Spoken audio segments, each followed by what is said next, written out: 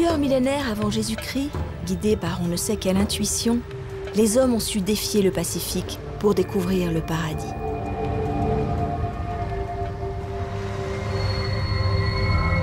Bonjour et bienvenue en Polynésie française.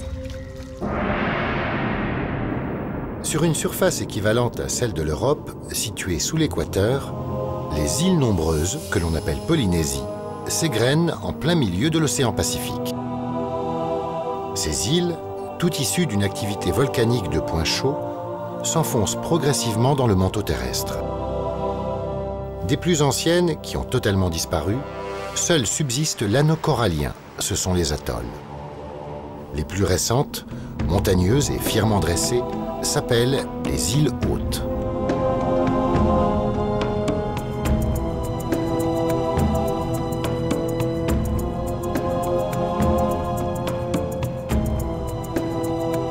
Éden originel, paradis où la vie paraît facile, ces images sont mythiques pour nous autres occidentaux.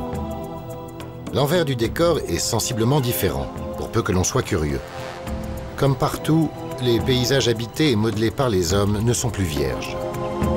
Ces trésors de l'outre-mer font partie d'une région à protéger et à respecter en priorité pour le WWF, Organisation mondiale pour la protection de l'environnement. Première destination de notre voyage, l'atoll de Tetiaroa dans l'archipel de la Société. Situé à quelques milles nautiques de Tahiti, cette superbe couronne d'îlots coralliens refermés sur un lagon cristallin accueille quotidiennement les amoureux des oiseaux marins. J'ai fait la traversée en catamaran, en compagnie d'Eliane Garganta, grande habituée des lieux. Eliane, c'est magnifique, hein, c'est tout un archipel de Motu. Oui, en fait, c'est un atoll, hein. C'est l'atoll de atoll. Tetiaroa, oui. Donc, c'est un atoll qui servait autrefois d'ailleurs de résidence au roi Pomaré, qui a servi de résidence aux anciens Polynésiens. Et là, c'est plein d'oiseaux. Et c'est plein d'oiseaux. La Polynésie est particulièrement riche en oiseaux marins. Dans ce magnifique ensemble d'îlots, Taunaiti, l'île aux oiseaux, éloigné de tout habitat humain, est un vrai sanctuaire. Nodis, sternupés, fous bruns, pétrels viennent pondre ici à la saison des amours, à l'ombre des buissons de Fafano.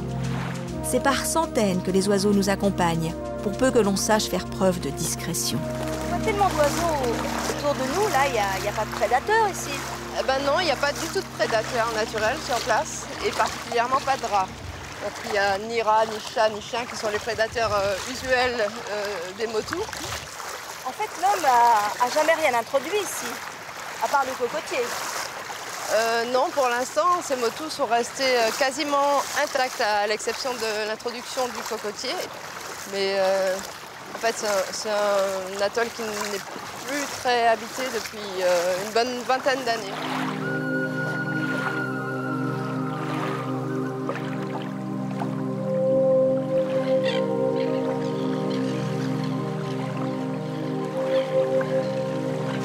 Alors ça, c'est des nodis. Ah oui, là, c'est une grosse colonie de nodis. On en avait dénombré 5 colonies de nodis sur ce Motu. Là, sur le...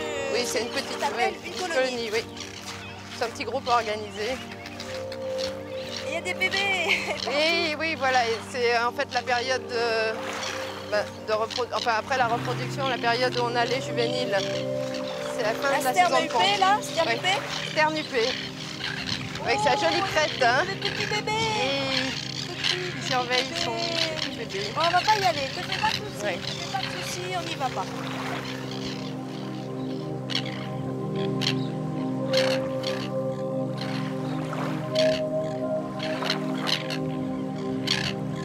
Ils vont pondre en haut de la plage.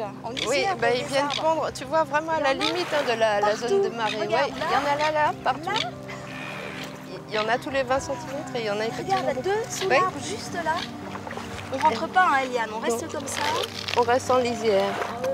Et là, on en a également. C'est une densité extraordinaire. Oui, 1, 2, tout à 3, fait. 4, 5, 6. Là, il y a quoi? Il y a 50 cm², 1 mètre carré. Et il y en a six. déjà 5 ou 6, oui. Et C'est partout. une densité énorme et c'est comme ça dans tout le Motu.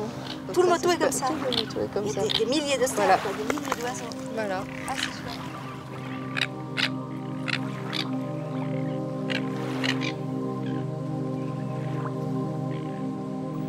En Polynésie, pour ne pas être décimée, les oiseaux se tiennent à l'écart de notre civilisation.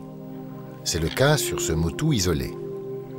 Cette tranquillité est illusoire et constamment remise en cause par l'homme. Tetiaroa en est la parfaite illustration.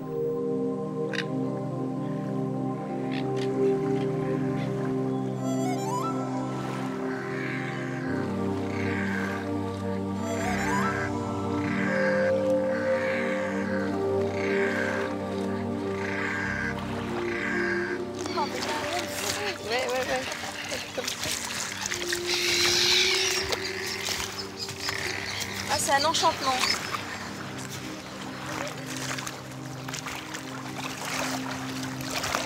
Même pas peur.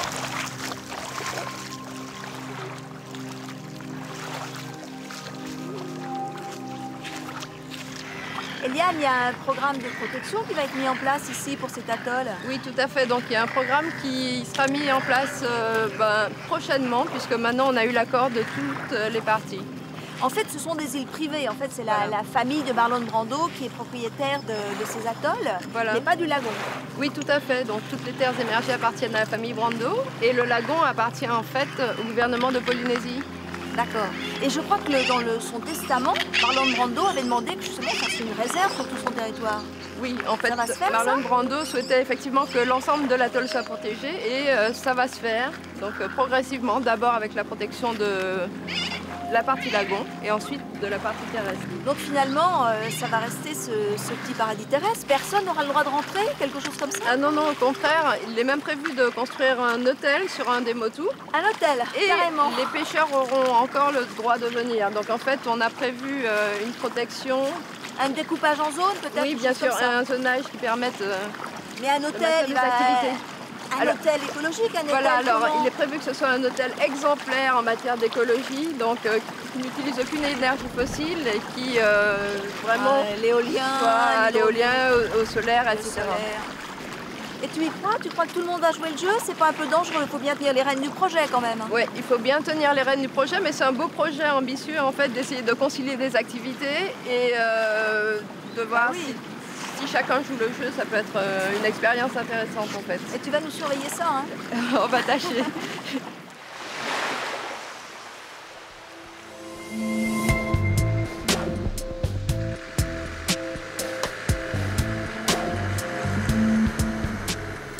De retour sur Tahiti, j'ai choisi de vous conter 2 fables ayant pour thème l'introduction d'espèces qui tournent à la catastrophe. La première nous raconte l'histoire d'une plante ornementale introduite en 1937 dans un jardin botanique privé de l'île. Depuis, elle s'est échappée du jardin et a envahi toute la végétation de Tahiti. Visite guidée au lac Vaihiria en compagnie de Jean-Yves Meyer, spécialiste du Miconia. Parmi les plantes envahissantes, tu as le Goyavicine ici. Celui-là? Ouais. Là, au-dessus, tu as du Cécropia, là, également originaire d'Amérique centrale, également envahissant plutôt dans les zones ouvertes. Mais le pire ici, c'est vraiment le Miconia. Alors le Miconia, partout. Tu as du Miconia qui couvre la pente, là, très dense, avec ses feuilles un peu violacées. Un peu vernissées aussi. Mais alors c'est ce qu'on voit partout. Là, toutes ces taches-là, c'en est. Toutes les taches que tu vois un peu vert foncé jusqu'au sommet des crêtes, ça c'est du Miconia. Tout ce qu'on a entre les arbres émergents là, c'est du Miconia. Oui, c'est une invasion massive, presque du niveau de la mer jusqu'au sommet des crêtes à 1400 mètres. Ouais, c'est l'ennemi public numéro 1, quoi. Ouais, c'est l'invasion.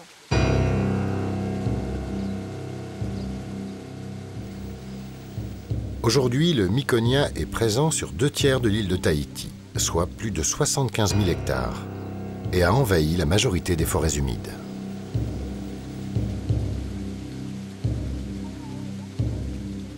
Tiens, on voit là du Miconia, juste là. Ça c'en est, les fleurs rouges. Ce sont des petits Miconia, hein, ils ont 3-4 ans, pas plus. Alors, je vais te montrer une feuille. C'est magnifique. En fait, ça a été introduit comme plante ornementale, ouais, avec cette belle couleur violette, là, ces belles nervures. Superbe, mais ça bouffe tout, quoi. Et oui, quand tu regardes là, la plante endémique là est menacée par le Miconia. Tu veux dire qu'avant, il y avait cet arbre était partout? Il y en avait beaucoup. Cet arbre était très commun dans les sous-bois des forêts naturelles, des forêts primaires à Tahiti. Et maintenant, il est devenu de plus en plus rare. Le Miconia pousse par-dessus. Qu'est-ce qui s'est passé en fait? Oui, en fait, le Miconia a complètement envahi l'habitat de la plante. Et quand tu regardes, là, les grosses feuilles de Miconia, ces grosses feuilles captent la lumière. Et donc, on a en sous-bois une diminution de la lumière qui arrive au sol. Et ces petits arbustes de sous-bois n'ont plus de lumière pour fleurir ou fructifier. Et donc, finissent par s'éteindre. Pauvre petit arbre. Jean-Yves, c'est une véritable catastrophe écologique. C'est un drame ce qui se passe. Complètement, hein. On estime que le Miconia est en train de causer la disparition d'entre 40 et 50 espèces endémiques de Tahiti. D'après les spécialistes, le Miconia est un alien parfait, capable de s'auto-reproduire. Ce cancer vert, comme on l'appelle populairement à Tahiti, a réussi à contaminer les îles voisines, comme Moorea, Raiatea et plus récemment les Marquises, plus au nord. À ce stade de prolifération, l'éradication manuelle est jugée inefficace. Voilà. Donc là, je t'ai cueilli un groupe de fruits de Miconia. Et sur ce groupe de fruits, tu vas avoir à peu près 200 à 300 fruits. Et il y en a combien comme ça sur l'arbre? Tu peux avoir plus d'une centaine de milliers de fruits. Et dans chaque fruit, tu peux avoir 200 graines en moyenne. Ce qui fait qu'un seul arbre a combien de possibilités de donner d'autres arbres? Un arbre peut produire des millions de graines. Et ces millions de graines sont toutes viables à peu près. Et elles peuvent vivre dans le sol plus de 14 ans. Donc en fait, dans un mètre carré de terrain ici, il y a combien de graines en attente? Dans un mètre carré, tu peux trouver jusqu'à 10 000 graines.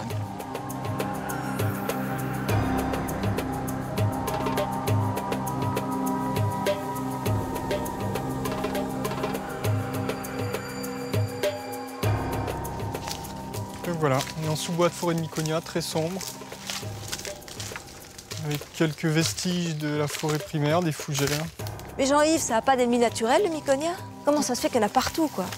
Ici, sur Tahiti, il n'y en a pas, parce que la plante a été introduite sans ses ennemis naturels. Ils ont amené la plante et ils n'ont pas amené avec les insectes qui la mangent d'habitude dans son milieu d'origine?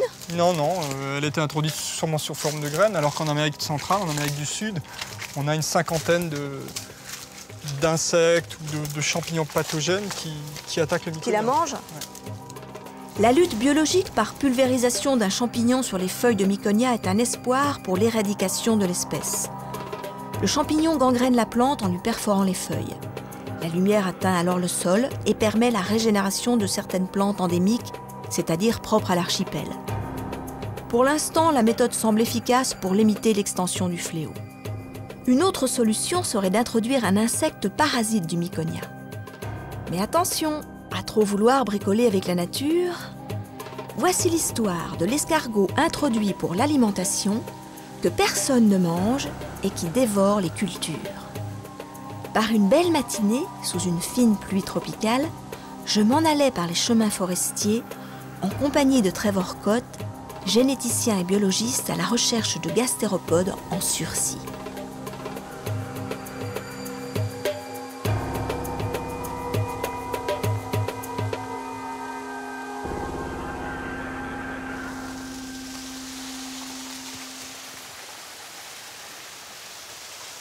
Ils sont sous les feuilles, hein, généralement. Oui, oui, normalement sous les feuilles. Il n'y en a pas. Ah, voilà, T'en as un là. ça c'est l'espèce endémique. Ah, il est sorti en plus. Ça bouge aussi, hein? Eh oui, il bouge, dis donc. Oui. Comment il s'appelle?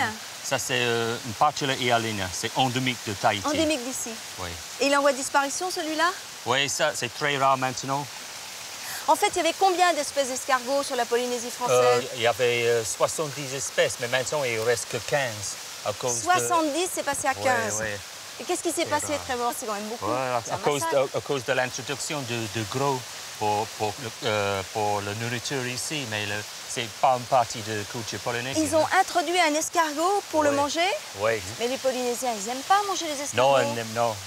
Non, au lieu, les grosses espèces échappées, ils commencent à manger toutes les plantations, les fruits et les légumes. Ah, ils l'ont introduit. Ouais. Les Polynésiens ne voulaient pas le manger. Il s'est échappé des parcs d'élevage. Oui, exactement, oui. Et il a complètement envahi toute la Polynésie. Et le gros menaçait l'économie rurale. Il a mangé les feuilles, il a mangé toute l'agriculture. Exactement. Et ben, bravo. Et le gouvernement a cherché la solution. Et la solution C'était l'introduction d'une espèce carnivore, un escargot carnivore. Pour un escargot carnivore. Oui. J'imaginais pas. Il n'aimait pas le gros. Il n'aimait pas le gros? Non, il cherchait le petit. Parce que c'est plus facile de manger, on peut manger juste comme ça. Et le petit que le gros. Donc le carnivore qui était fait pour manger les gros, il a mangé les petits comme ça. Oui, et il a tout bouffé, quoi. Exactement. Et à cause de ça, il y a beaucoup d'espèces éteintes. Voilà pourquoi en Polynésie, les escargots endémiques ont pratiquement disparu. Morale de l'histoire, la nature déteste que l'on joue aux apprentis sorciers.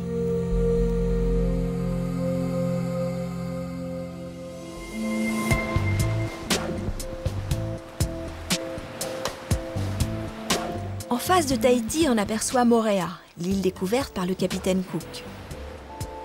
J'ai eu envie de m'initier au reef check à Moorea. Reef check veut dire surveillance du récif corallien. En Polynésie, Elodie Lagouy en est l'animatrice. Ok, 20 mètres? 20 mètres.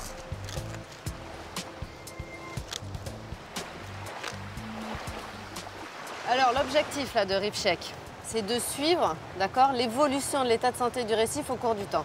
C'est-à-dire que, par exemple, comme vous allez régulièrement chez le dentiste pour voir si tout va bien, si vous avez des caries, là, on va faire pareil. Une fois par an, on va retourner sur le même site et on va constater la santé du récif. Est-ce qu'elle s'améliore? Est-ce qu'elle se dégrade? Alors, bon, par exemple, est-ce que la surface recouverte par les coraux vivants est toujours la même? Est-ce que le nombre de poissons n'a pas trop diminué?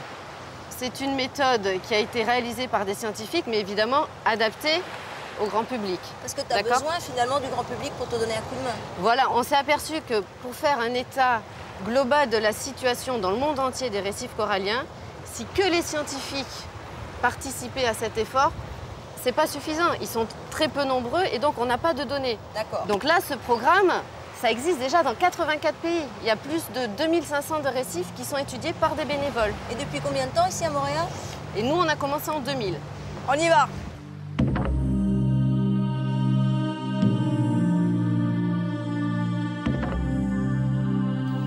La méthode Reef Check est facile à mettre en œuvre. Après avoir défini une zone témoin à surveiller, on quadrille le secteur en tendant des cordes de 20 mètres de long espacées de 5 mètres. Voilà pour le dispositif. Sous l'eau, 2 observateurs nagent de chaque côté d'une corde et notent sur une plaquette toutes sortes d'informations sur des espèces cibles en relation avec l'évolution du corail.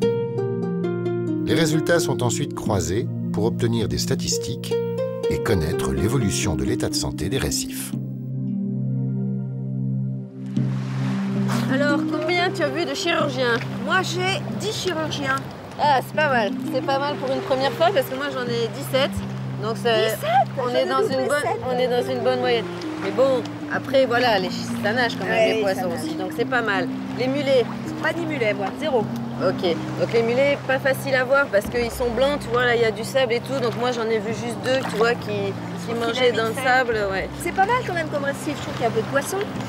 Il y a du poisson, mais on voit quand même que c'est surpêché. Tu vois, la taille des poissons, quand même, c'est petit. Ouais. C'est petit. Et c'est vrai que par rapport au reste du monde, où par exemple en Asie, ils pêchent avec la dynamite, ils pêchent avec le poison, ici, on est quand même bien protégé. Ouais, il n'y a pas préservé. toutes ces méthodes destructives.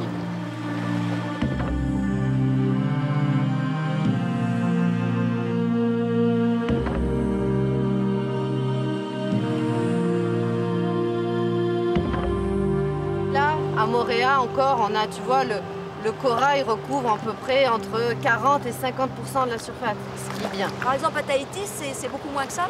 Donc à Tahiti, près de l'aéroport, on est à 7% seulement. Tout est du mort. récif frangeant, on est à 7%. Et donc le récif, voilà, il est par exemple recouvert de cette algue qui envahit tout. C'est une algue qui grandit beaucoup plus vite que le corail et qui surtout se nourrit de tous les nitrates et les phosphates qui descendent avec justement les pluies, dans les boues et tout ça. Donc ça fait une compétition avec le corail. Cette algue, elle se fixe partout et donc les larves de corail, quand elles veulent venir se fixer sur quelque chose, il n'y a plus la place parce que ces algues ont envahi tout.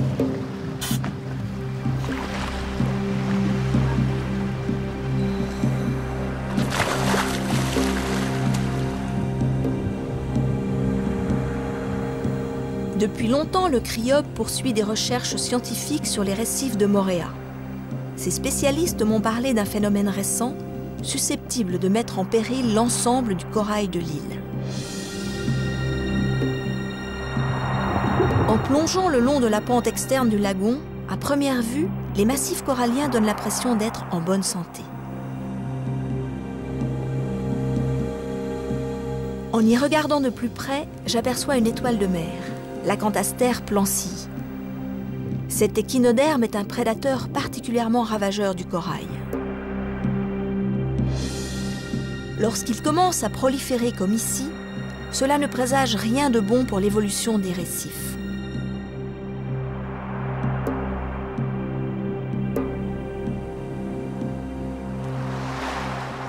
D'année en année, donc depuis 2003-2004, elle remonte sur les pentes externes et on en voit de plus en plus dans les fonds de 10, maintenant jusqu'à 5 mètres.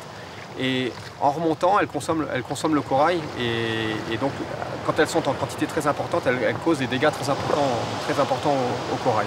Et donc là, on est vraiment en plein dedans, hein, on est en plein dans une période où elle consomme énormément de corail tout autour de l'île.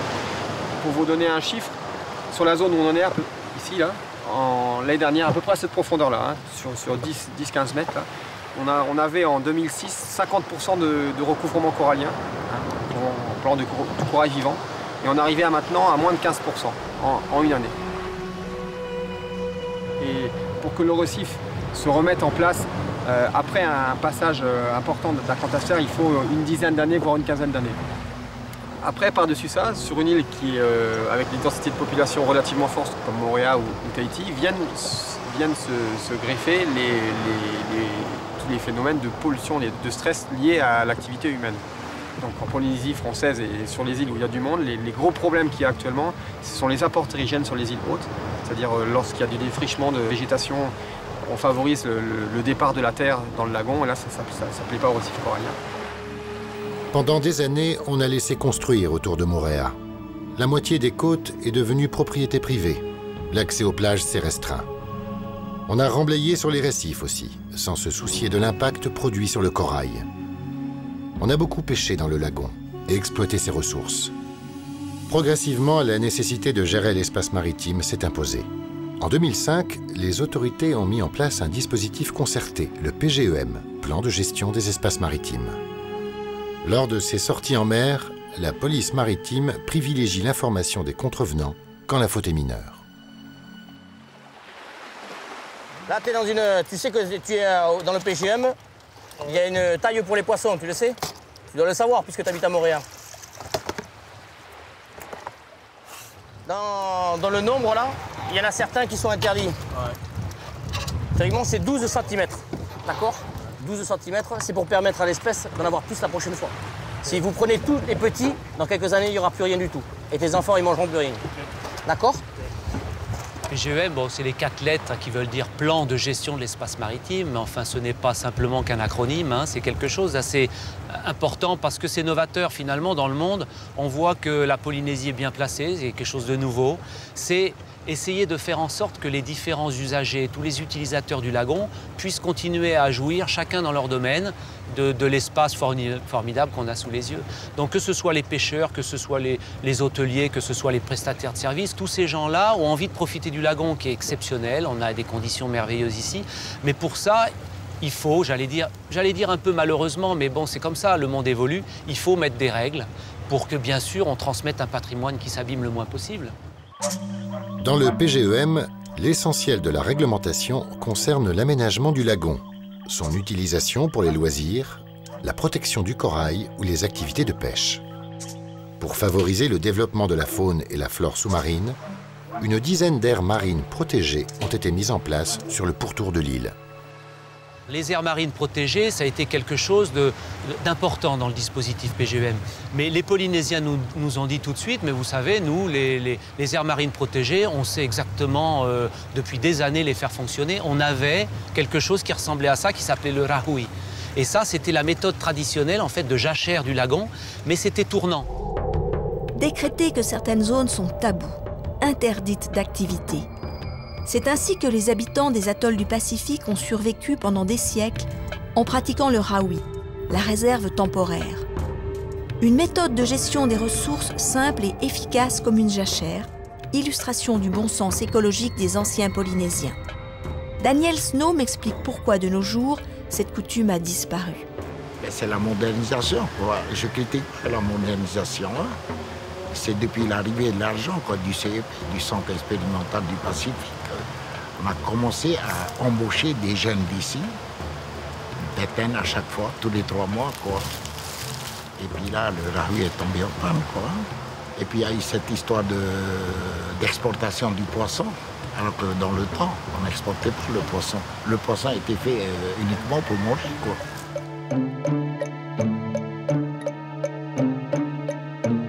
Bien que la chasse aux tortues soit interdite, pour certains Polynésiens, en manger la chair est une tradition. On continue donc de les tuer en toute illégalité. Autre menace pour les tortues, la prise accidentelle dans les filets. Comment éviter cette hécatombe? Nicolas Leclerc, de l'association Temana Otemoana, a partiellement trouvé une réponse. Dans sa clinique, il soigne les tortues accidentées et sensibilise les jeunes générations au respect de l'animal. Ce centre-là, on a appelé ça la clinique des tortues. Ça nous permet de recevoir des tortues d'un petit peu partout en Polynésie. Donc les 2 espèces qu'on reçoit le plus souvent, c'est les tortues vertes que vous voyez ici. Et la tortue imbriquée, c'est la grosse qu'on verra là-bas. En fait, les tortues vertes, on appelle ça tortue verte parce que la graisse de la tortue, elle est verte. Et donc la tortue verte, c'est effectivement celle qui est comestible.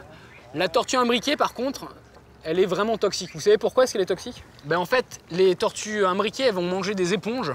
Donc elles raffolent des éponges. Et dans ces éponges, il y a une microalgue qui est toxique. Donc elle va manger l'éponge, ça ne va pas lui poser de problème. Par contre, quand il y a un humain qui va manger la tortue, là, lui, il risque de mourir, quoi. Et Nicolas, c'est quoi exactement le rôle de la clinique, alors?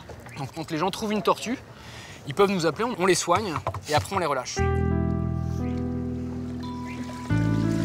voilà, on récupère Baxter, qu'on va relâcher aujourd'hui. Ça fait maintenant un peu plus d'1 an qu'elle est dans le centre. Salut, Baxter. Voilà. Baxter repart vers la liberté. Ouais. Un grand jour pour toi, hein? Il y a 2 écailles entre les 2 yeux, c'est une verte? Ouais, complètement. Les tortues vertes, elles ont seulement 2 écailles préfrontales, tandis que l'autre espèce, la tortue imbriquée, elle a 4 écailles, juste devant les 2 yeux, quoi. Donc ça, c'est vraiment une tortue verte. Ouais.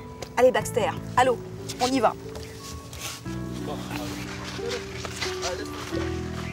Elle pèse son poids quand même, hein? Elle pèse combien, celle-là? 14 kilos. 14 kilos, ah oui. Déjà, hein?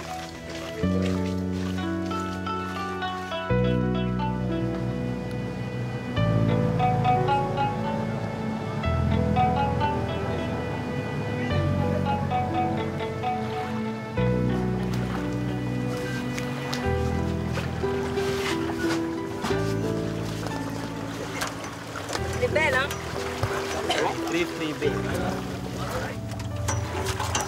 Ah, ça va être super. Allez, bonne chance.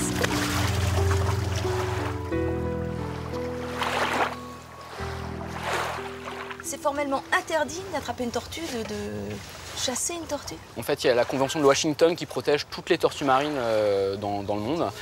Et de plus, il y a une loi de pays qui a été votée pour justement protéger toutes les tortues qui sont présentes en Polynésie, les 3 espèces les plus communes, à savoir la tortue verte, la tortue imbriquée et la tortue lutte. T'as pas du mal à lutter contre les usages justement polynésiens? Parce que la tortue, il l'attrapait, il la mangeait, ça a toujours été comme ça. Tout dépend de l'âge de la personne. Je pense qu'on sensibilise plus les jeunes. Les adultes, ils sont conscients qu'il y a de moins en moins de tortues, mais c'est plus fort que c'est trop bon. Ce goût de la tortue, voilà, c'est trop bon. Quand on discute vraiment avec des gens qui ont mangé la tortue, ils vous diront que c'est vraiment un mets excellent et que voilà, c'est plus fort que ils craquent. Et pourtant, autrefois, il y avait ce qu'on appelle le raoui. Il y avait quand même des lois ancestrales et il y avait de la tortue parce qu'ils faisaient attention. Pourquoi ils ont perdu cette notion? Alors c'était même plus que des raouis. En fait, avant le dernier roi, Pomaré, la tortue était considérée comme tabou. Seuls les prêtres et les rois avaient le droit de manger de la tortue. La population n'était pas autorisée à manger cette tortue. Et donc le dernier roi Pomaré a décrété que finalement ce tabou tombait, que cette tortue était autorisée, enfin tout le monde pouvait manger cette tortue. Et donc le peuple avait le droit de manger cette tortue. Ça a été la curée? Mais c'est pas vraiment, ça n'a pas vraiment été la curée. C'est pas à ce moment-là que les tortues ont vraiment, les populations de tortues ont vraiment chuté. C'est quand? C'est à peu près quand? En fait, c'est à l'arrivée de la pêche commerciale.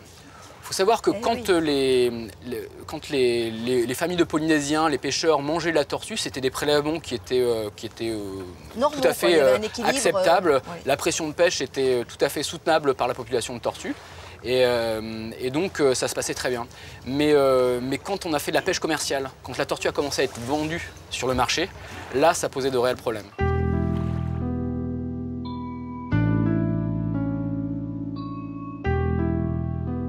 Partout en Polynésie, le braconnage est intensif et les effectifs de tortues chutent dangereusement.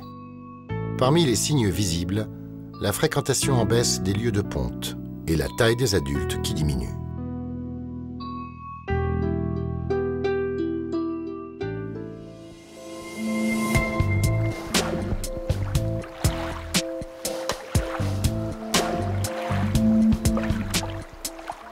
Direction Tubuai, l'île principale des Australes, à 570 km au sud de Tahiti. Tubuai, c'est la montagne de l'homme couché. Admirez. C'est aussi l'île où ont accosté pour la première fois les révoltés du Bounty. Mais surtout, Tubuai est réputé dans toute la Polynésie pour la qualité de la chair de ses bénitiers. Je suis partie avec les pêcheurs locaux qui ramassent les paoas. C'est le nom des bénitiers en Polynésie.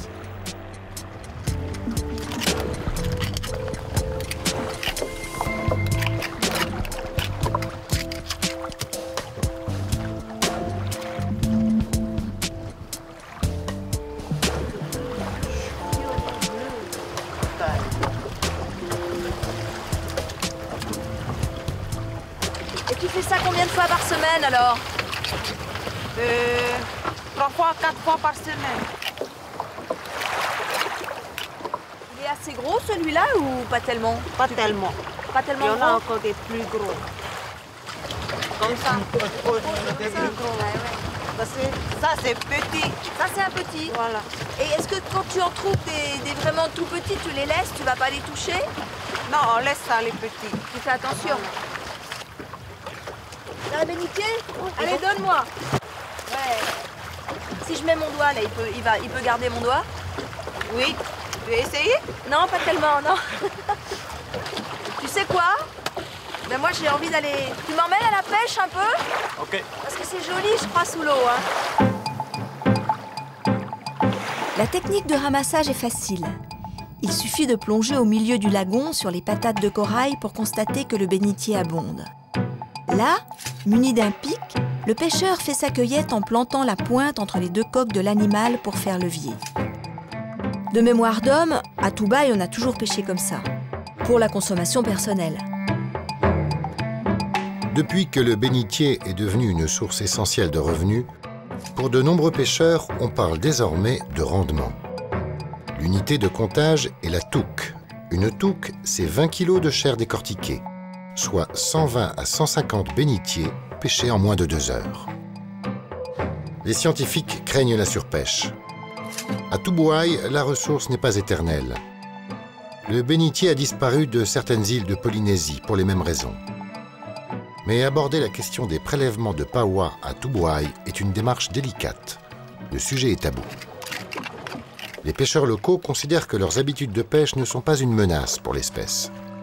Très respectueux des croyances ancestrales, ils pensent qu'il suffit de nettoyer les bénitiers dans le lagon pour disperser les œufs et de rejeter les coquilles vides pour favoriser la reprise de la vie de l'animal.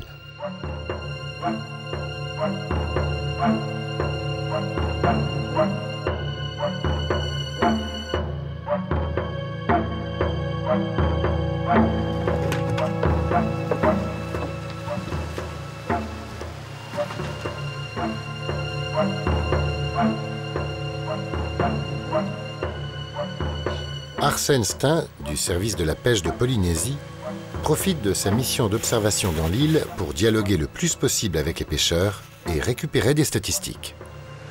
Voilà ce que vous avez pêché aujourd'hui alors. Oui. Donc une touque et demie. Il faut à peu près combien de pahoas pour remplir ce 150. 150. Ouais, c'est que des gros pahoas de toute façon. Hein. Donc là c'est une bonne pêche pour vous là? Ouais. Très bon. Donc, vous êtes allé juste en face de chez nous, vous sur le récif. D'accord.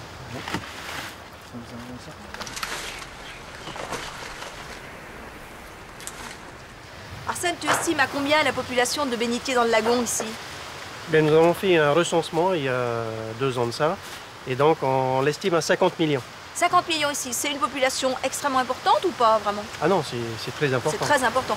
Et tu estimes que la population des bénitiers est en danger? Ben, c'est la plus grande pêcherie de Polynésie française. Ici? Toubouai. Hein, on pêche autour de 30 et 40 tonnes chaque année. C'est beaucoup? C'est beaucoup. Trop. Bon, les études qu'on a lancées sur le sujet ont montré qu'effectivement, on est au-dessus de ce que le lagon produit chaque année. Mais c'est sûr qu'à long terme, il y aura un problème. Il y a quoi? Il y a une réserve pour 40 ans, 50 ans? À 40 millions pour 2000 tonnes, ça laisse 50 ans en théorie. Hein. C'est de la théorie tout ça. Mais on sait très bien qu'il ne faut jamais dépasser un certain seuil au-delà duquel les populations elles peuvent s'effondrer. Et tu es là pour ça finalement, pour surveiller cette pêche du bénitier? Oui, on a commencé à mettre en place un programme de suivi de l'exploitation commerciale, donc tout ce qui est exporté sur les îles. Et on a l'intention de mettre en place aussi prochainement 3 petites réserves qui seront des refuges de reproduction. Et en fait, ces réserves vont permettre de recoloniser l'intérieur du lagon disons au que cas où. c'est une mesure de précaution, parce que le stock qui existe dans le lagon suffit normalement pour un certain nombre d'années à venir. Mais c'est une mesure de précaution qui va peut-être servir un jour, on ne l'espère pas, parce que si ça sert un jour, ça veut dire qu'on aura tout nettoyé, les bénitiers qu'il y a autour. Dans l'île, l'écart qui existe entre l'intérêt des représentants locaux, la logique économique des pêcheurs et le discours des scientifiques rend difficile la gestion concertée des stocks de bénitiers. Seule certitude, il faudra contrôler à terme la filière commerciale, alors que les salaires des pêcheurs sont parmi les plus bas de la Polynésie. À Toubouai, l'homme couché peut-il encore dormir tranquille ?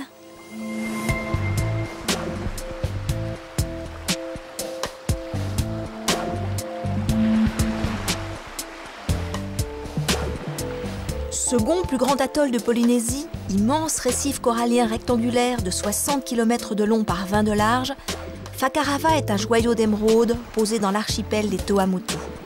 Un appel à la contemplation où rien, ou presque, ne semble avoir bougé depuis la nuit des temps.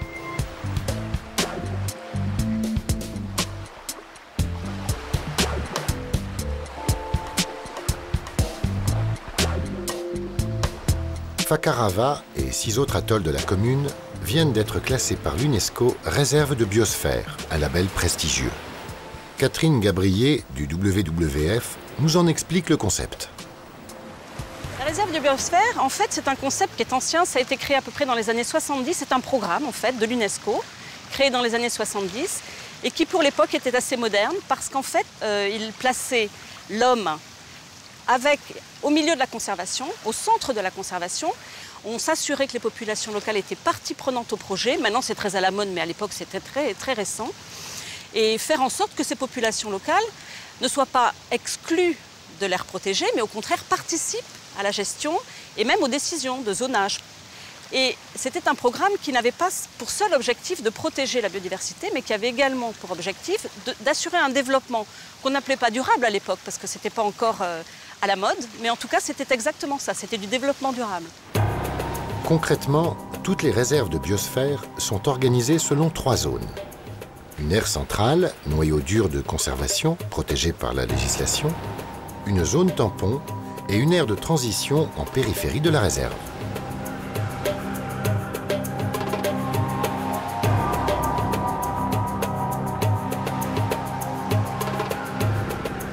Récemment nommé, le conservateur Ato Lissan a conscience de l'ampleur de sa mission.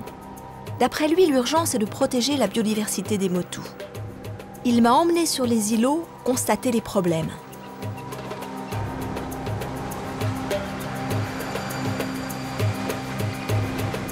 Magnifique, hein. Comment il s'appelle le motu, Ato? Le motu s'appelle Hakono. Hakono.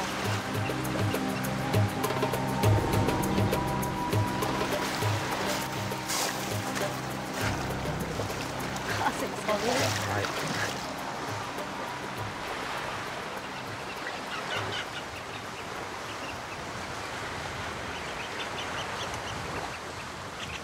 Atto, en fait, pourquoi il y a de moins en moins de frégates? À cause de la chasse, Jérôme. Mais la chasse, c'est pas la chasse au fusil. Non, c'est la chasse au nid. Ils vont sur les nids. Ils vont chercher les bébés sur les nids. C'est ça, exactement. Les gens, ils montent dans le nid et puis ils ramassent les juvéniles. Mais les petits comme ça ou... Dans 2 mois, 3 mois. Ah oui, quand il y a quelque chose à manger, en fait, avant qu'ils s'envolent.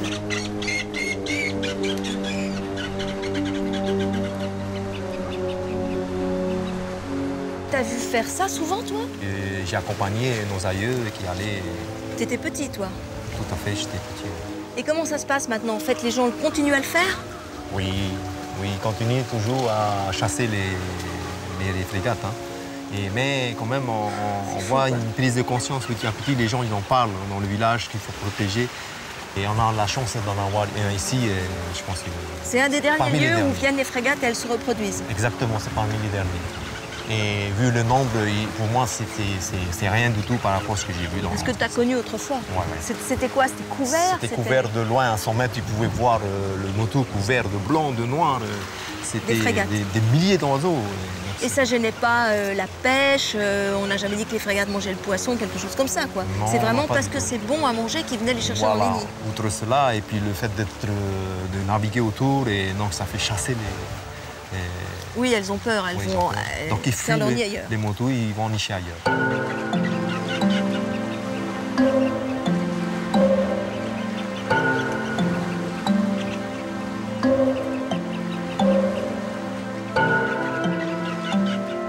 Sur un autre atoll, nous partons à la recherche du caveo, le crabe de cocotier.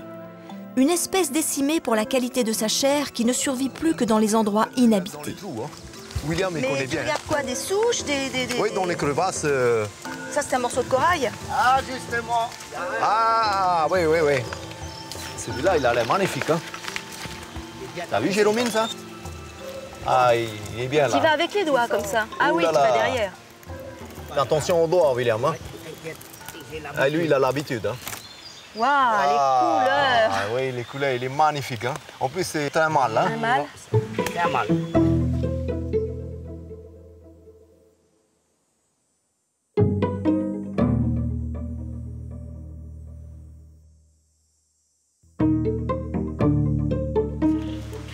Magnifique, là, il grimpe bien. Là, oh, dis donc. Là il peut mettre même pas 3 minutes, 5 minutes pour grimper. Là. En fait, il remonte à reculons comme ça? Oui, naturellement, comme ça. Il s'appuie sur ses pinces et qu'est-ce qu'il va faire? Il va trouver une noix de coco? Et il va grimper, et puis s'il trouve une noix de coco, il va essayer de le grignoter pour qu'il tombe du cocotier de son arbre. Il va la couper? Voilà, exactement. Et le coco tombe, il se heurte sur un caillou par terre et il explose. Ah, il va éclater. Voilà. Et il redescend manger. Et puis il descend. Et s'il y a des crabes aux alentours, tout ce bon monde se retrouve tous au même endroit à déjeuner.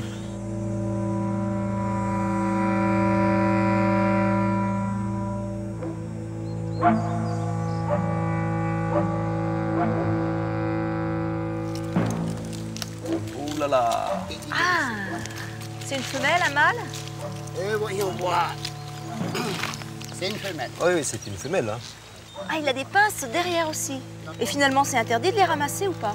Et non, c'est pas interdit. Mais il faudrait en sorte qu'un jour, on puisse arrêter de les chasser. Il y en manque. C'est plus comme avant. C'est plus comme avant, c'est... Là, on est chanceux. C'est sans doute parce qu'il pleut un petit peu. Ces crabes sortent tôt dans la journée quand il pleut. Et qu'est-ce que tu crois? Il faudrait en fait laisser quoi? Il faudrait faire un raoui, il faudrait... Il ne faut pas toucher aux femelles. Faudrait pas toucher aux femelles déjà. Les femelles, c'est plus important.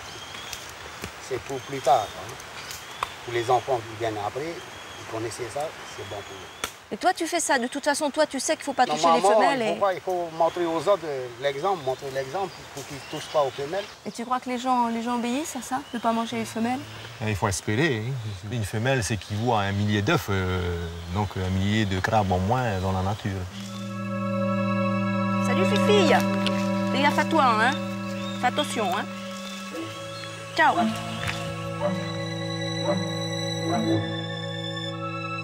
Convaincre les populations de l'importance de la préservation suppose un incessant travail de proximité et de sensibilisation.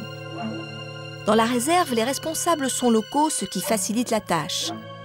J'ai rencontré Valentina Pifto, la présidente de l'association Réserve de biosphère de Fakarava. La réserve de biosphère n'est pas un interdit, hein, au contraire, hein, c'est plutôt pour que les gens puissent vivre avec son environnement. C'est préserver avant tout, ensuite développer, hein, un développement durable, on va dire, et puis après, bon, c'est faire passer le message à tout le monde.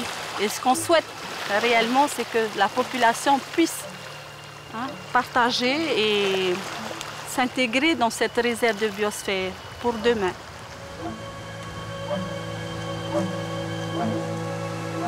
Ils ont remarqué qu'il n'y avait plus de tortues, qu'il n'y avait plus de crabes de cocotier, il n'y avait plus certaines ressources, hein, comme il y en avait à l'époque. Hein. Et ils voient par rapport à ça qu'il est temps justement de sensibiliser, de se dire voilà, on va arrêter sur un moment, on va arrêter d'aller dans les réserves. Le label réserve de biosphère est un atout important pour le développement de la commune de Fakarava. Longtemps en dehors des circuits touristiques, seulement reliée par des goélettes, l'île est aujourd'hui accessible par avion. L'archipel pourrait devenir une destination prisée. Le défi sera alors de concilier tourisme et protection de la nature.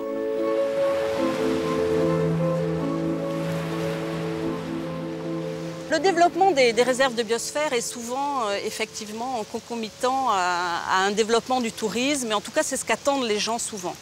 C'est vrai également du patrimoine mondial d'ailleurs. Et donc, on a là un problème en ce sens qu'effectivement, ça peut attirer du tourisme. Et en même temps, on sait que le tourisme peut dégrader. Bon, c'est vrai qu'à Fakarava, ça a commencé à attirer un petit peu des touristes quand même. Il y a des petits hôtels qui se sont montés, mais bon, c'est pas encore une fréquentation qui met en danger la biodiversité de l'île. Ça reste encore dans des normes raisonnables.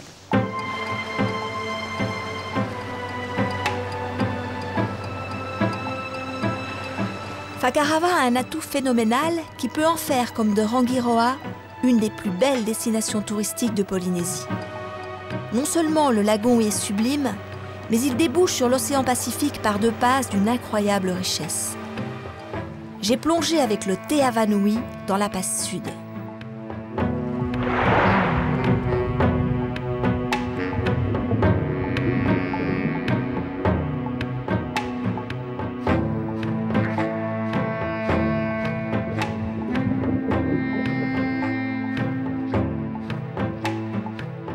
Deux fois par jour, à chacune des marées, le lagon se vide puis se remplit. L'eau s'engouffre dans les goulets portés par des courants auxquels il est difficile de résister. Riches en plancton, les eaux se peuplent de milliers de poissons. Et partout où je pose le regard, la vie foisonne. Les passes deviennent alors le terrain de chasse privilégié des grands prédateurs, les requins. Sommet de la pyramide alimentaire et mondialement menacé de disparition pour leurs ailerons. La Polynésie est la première à les avoir protégés en créant dans ses eaux un vaste sanctuaire. En un instant, je me retrouve face à des dizaines de requins gris. Le spectacle est fascinant et c'est pour moi une joie profonde. Le requin, magnifiquement adapté à son milieu et à son rôle de prédateur, mérite qu'on lui accorde un peu plus de considération. Avoir la chance de découvrir des sites comme celui-ci, vierge de toute présence humaine, est pour une amoureuse du monde sous-marin un bonheur parfait.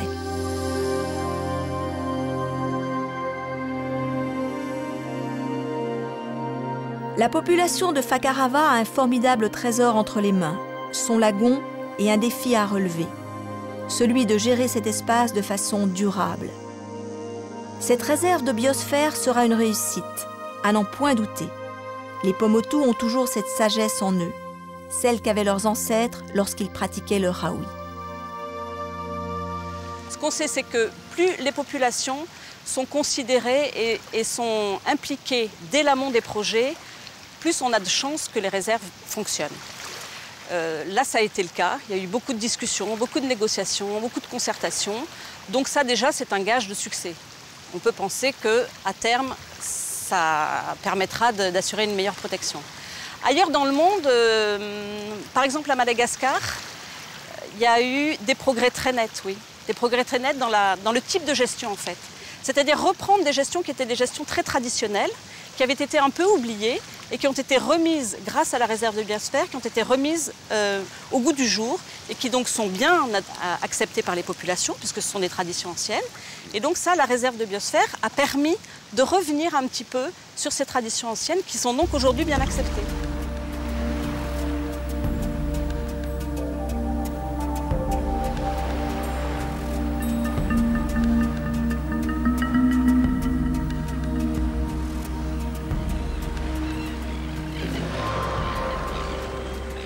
Voilà, nous quittons la Polynésie, les lagons, les requins, les frégates, des animaux, des paysages, merveilleux cadeaux de la nature. Je vous invite à comprendre combien ces bienfaits sont précieux pour notre équilibre et qu'il est de notre devoir de les préserver. Il est grand temps d'agir avec respect et humilité si nous voulons encore longtemps avancer sur les chemins de notre beautiful planète.